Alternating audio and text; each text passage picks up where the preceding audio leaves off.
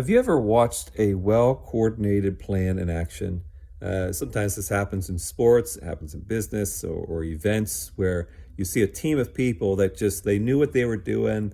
They shared responsibilities and collectively they got things done effectively and efficiently. It's really neat to watch when people do that. Again, whether it's an event, business or sports, often that happens. It's really fun to watch that.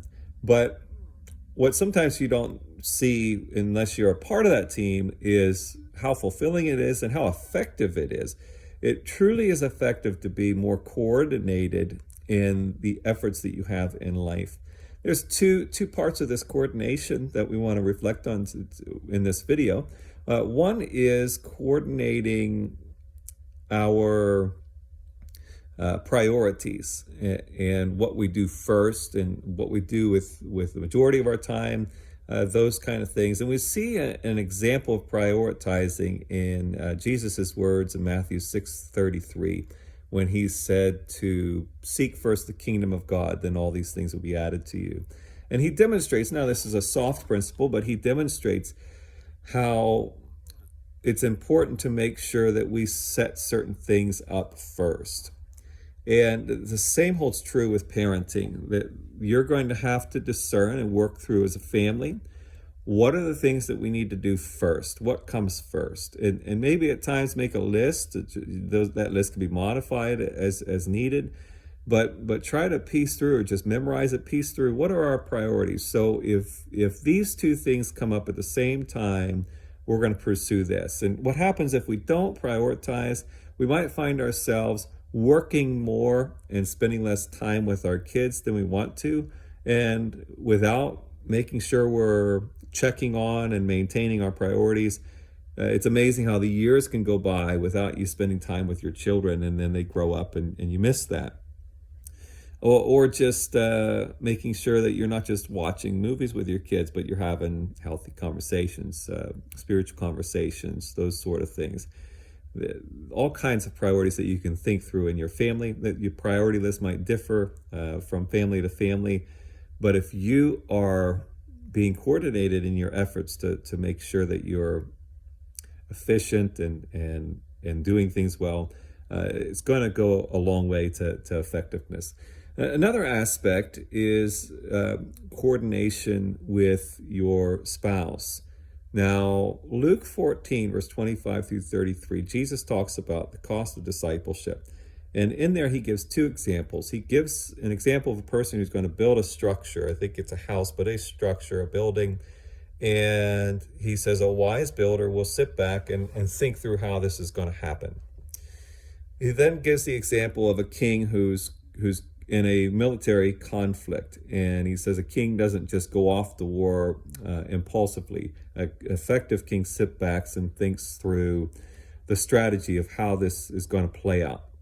And a person who does that is more effective than a person who does not do that. And so in your parenting, you're going to want to coordinate your efforts. So the more coordination you put into parenting in your family life, which takes time. It takes time to sit down and plan and coordinate and talk through feelings, especially working with your spouse. So talk through your things with your spouse. Typically when you're married, it's often that you have two very different personalities in a household.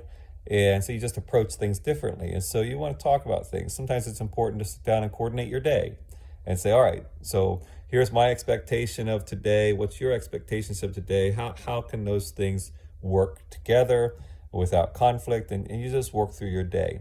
Now, another thing to keep in mind as far as coordination is teamwork. Ecclesiastes 4 verse 12 says that though a man might prevail against one who is alone, two will withstand him. A threefold cord is not quickly broken. So though a man might, so if you have one person, you're not as strong as two, and two is not as strong as three. And so where we get to the two is if you are married, you have a spouse or another parent in the picture, then make sure that you two are on the same team. Sometimes our kids have an ability to divide and conquer, and we want to make sure we're on the same team. Make sure that you support each other verbally. Don't criticize each other in front of the kids. You can privately, away from the children, have a conversation over disputes and where you don't agree. But don't do that in front of the kids. Sometimes it might be that if something happens, you want to issue a consequence, you might need to say, all right, you sit over there for a minute. Let me talk with your mom. Let me talk with your dad about what we're going to do about this. So that way you don't issue something and later have to have the other parent frustrated or tempted to second guess you in front of the kids. So I try to do this with my wife, to never second guess her when the kids are around. Even if I think she's wrong, I just wait until the kids aren't in hearing and we can talk about it. Because the kids will know when you are split, and they will start to push at that weak spot. It can go more than two on the team when you coordinate with the children sometimes, or you can coordinate with extended family members and friends, people that are in their lives. You can explain to them, hey, these are our values. This is what we're emphasizing. This is what we're trying to get our kids to stop doing or to start doing. So if someone's kind of counter to that, just kind of let them know, hey, can you do this so that we can be able to lead our kids where we're trying to get them to go?